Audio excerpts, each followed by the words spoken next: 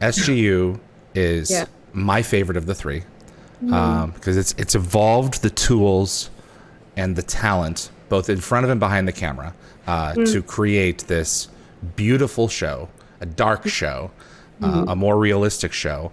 And one of those aspects was your character, this Stephen Hawking molded genius who was placed in this horrible situation when she was a child, but still found a way to, one of the biggest brains on Earth, probably. She's dealing with hyperdrive engines, for crying out loud. Yeah. So she's got clearance by the State Department. So, I mean, tell us about that role. Tell us about getting it.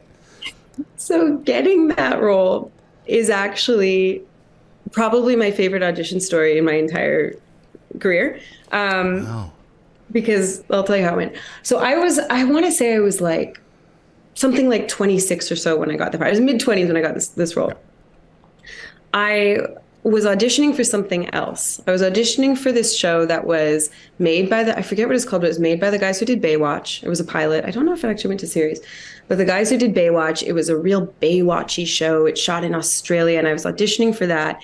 And I got right down to the end, and it was for this role that was like sexy, young, agile, beachy, people on the beach.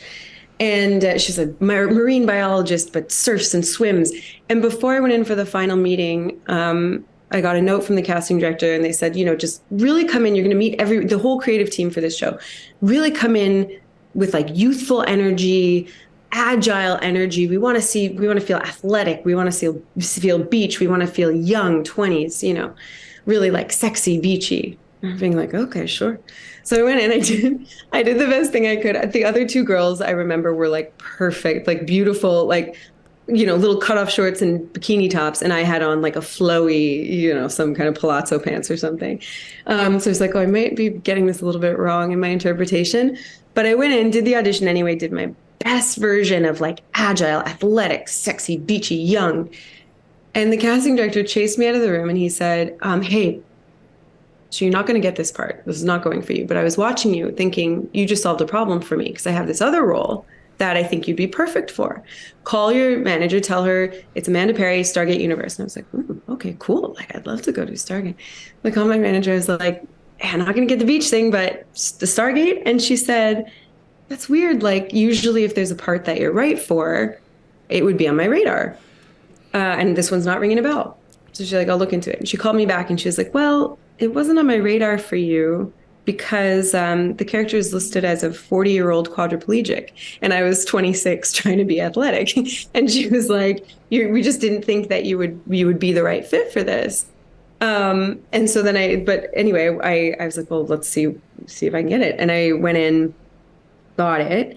And then later saw the casting director and I was like, what did I do when I was trying to be the most agile, athletic, youthful beach girl that made you look at me and go, no, but what you are, what I see in you is this scientist in space. And he was like, I don't know, you just like, there's just something about you. So I just found that to be such a funny thing where like, you never know what you're projecting in these rooms that like, I thought I was like really gunning for this one thing and diametrically opposed, like literally somebody who has not been in her body for 30 years or something is what he ended up seeing when I was trying to do this like different thing. So I'm just really glad that it went that way. That is just wild because I love the first episode where she is freed of her physical form and she's on the ship and doesn't know what to do with her arms. I mean, she's like, she has them up in space here for a while and it's like she's not used to the signals coming to her brain anymore. What was that like to portray? How much research did you do? Did you talk to quadriplegics? I didn't have a ton of time, but I look at videos. Like I looked at interviews. I looked at some like doc content. So I was like, okay, well, what is this? This is like, it's the spinal cord. So it's not that like it's not that there are no muscles in here. It's just that the signals aren't there to make them move. And so I was like, okay, so what would it feel like? Also, then she's in a different body. So she's in a body that hasn't atrophied. But so like, it was Ming Na who I swapped with at that point, I believe, in the first. Yes, that first episode. Yeah, Julia for a second and then Ming.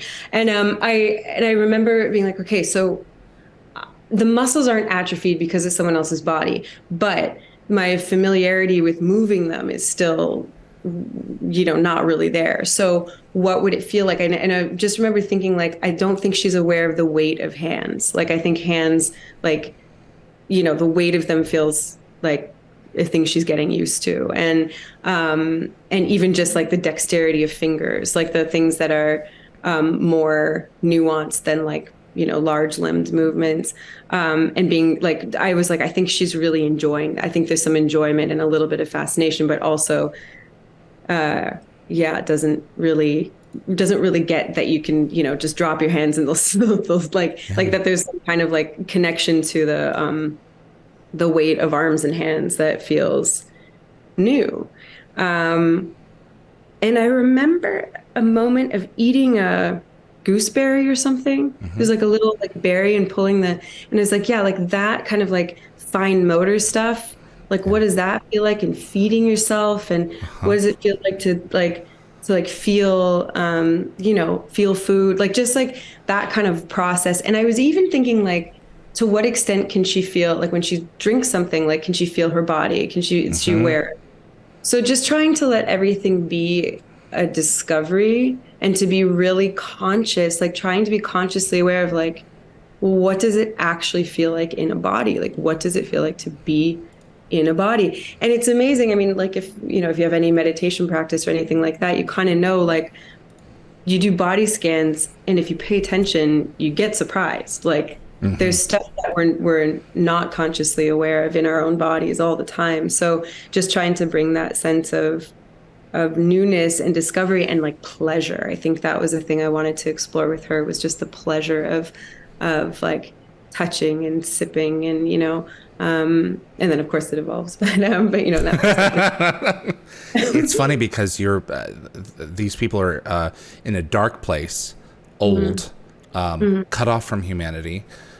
You could describe it as purgatory in some cases. The hell that some of those people were going through. No caffeine, no nicotine. And then a person comes in who is in this same place as them and is free for the first time in 15, 20 years.